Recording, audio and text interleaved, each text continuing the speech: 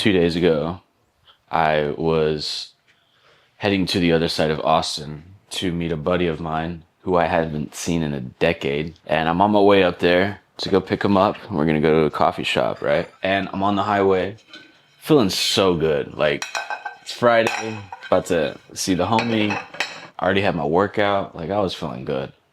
So I'm in there in the car listening to music, having a good old time. Ding!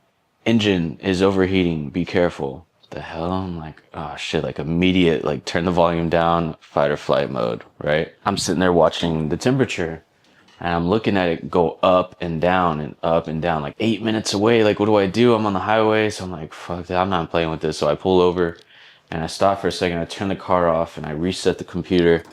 I'm thinking to myself, like, hopefully it's just like a meter issue. And so I start going a little bit and it starts going up like just real fast. And I'm thinking to myself, like watching it go up, like, oh shit, it's about to blow up like right now. I ended up stopping again on the side of the road and doing some research. And Google was telling me to immediately park my car, get on the side of the road. And so I did that for at least 15 minutes. Because at that point I was 5 minutes down the road and I'm like, I just got to get off the highway. If I can get off the highway, we'll figure something out. So I'm sitting there in the car and I'm reflecting on the last couple months and how just like 2.5, 3 months ago, I took my car in because of the same thing. I was getting like a check engine light. But when I took it in, they were like, it looks fine. You know, we patched up a couple things, but nothing crazy. Just keep an eye on it. And if it goes above the middle line on the thermometer, bring it back in. Well, at this point, it's been 2.5 months. My check engine light's on. My car is literally overheating. And it's not just like a faint check engine light no more. It's like, yo, your car is getting cooked. I'm like, fuck. Like, I really wish I would have just taken it back in. Like, thinking in that moment, like, fuck. And I was like, you know what? I can't go back. I can't change things. I can't control the fact that this engine was going to happen today while I'm on the other side of town meeting my friend to go have coffee. I can't control it. So I was like, you know what? I'm just going to let go and let God. And thankfully, I made it to my buddy's house without it overheating, picked him up, and I was in the car with him like, bro, I feel on edge about this. He's like, let's just hit an auto body shop. So I looked up a place. Thank God there was literally one right around the corner within like 500 feet. So I pulled into there and asked them, can you just take a quick peek? Because I can't tell if it's a meter issue or if I need to leave it here with you guys. And they ended up looking at it and there was a whole list of issues with my car. The water coolant needed to be replaced. There was some leakage in the engine, I think the engine from something from the past. Not a big issue right now, they said, but worth considering soon. Like, okay. But all of this has been inspiring me to go even more all in this year. Like, I am not gonna let little shit like that or big shit, because it was a pretty big cost. My car's in the shop. I don't have it this weekend. So not only do I not have a car, but it's gonna be a pretty penny. And I'm just like, you know what? God is applying pressure and I'm thankful for it. Because sometimes we need pressure.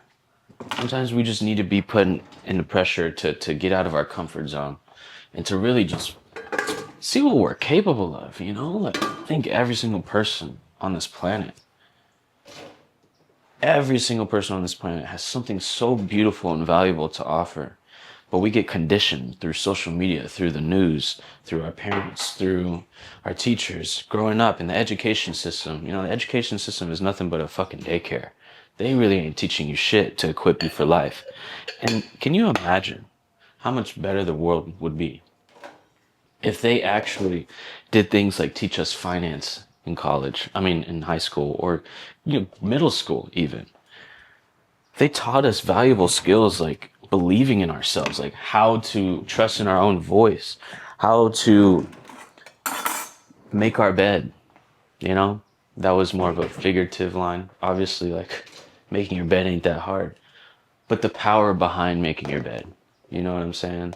The power behind, like, maybe on Sundays, stay off social media and just focus on yourself. The power of compassion and giving yourself grace and realizing that we all have feelings. We all can be anxious. We all can be depressed. We all can be excited. We all can be joyful. And how to process those emotions. Like, I don't blame my teachers for not teaching me that because they didn't even know it. So this goes back to, generations of just brainwashing. I grew up in an environment where if there was something wrong with the car and it was very expensive, it was like a big deal, like just a big deal. And it's hard not to think about that. But really, those types of things, like, it's just part of life for one. But two, it's just a distraction. Get back to focusing on your purpose. Because the more that you focus on your purpose, the quicker you get to a point where those things don't have such an impact on you. Because you're in alignment, you're abundant, you're flowing, money's flowing, your ideas are flowing, your value that you offer to people is flowing. And it's just like a constant flow. But whenever we get caught up on things like how expensive was this and waste of money and being attached to our money, that's when we really block our flow from our purpose, from our livelihood and well-being. And when our energy is low and we're not feeling well, ain't no fucking way we're producing something good. Ain't no way. It's nothing that's useful, nothing that's healthy for ourselves, for other people, for the people we impact. Mostly speaking to my younger self whenever I go on these rants because I just used to flip out so badly on wasting money. It's like I was so attached to just like having funds and like, yes, it's great to have savings. Yes, it's great to, have a security, right? For an emergency. But 9 times out of 10, everything that you see as the end of the world is recoverable. Life is about what you make of it, not what happens to you. Everything is happening for you. My car in the shop is teaching me patience. It's teaching me to rely on my friends. Yesterday I went to go hang out with some friends and I had to ask a friend for a ride. And I was on the phone, I was like, hey man, like, would you mind giving me a ride to the party, a friend's birthday party? And he's like, you know what, dude, this is a great time for you to lean on your friends. It's like, that is so true. And I appreciate you saying that because it's so true. Every time you are dealing with something that feels like a setback, it's a moment to practice something else. Damn, I've been going on a little fucking rant. Okay.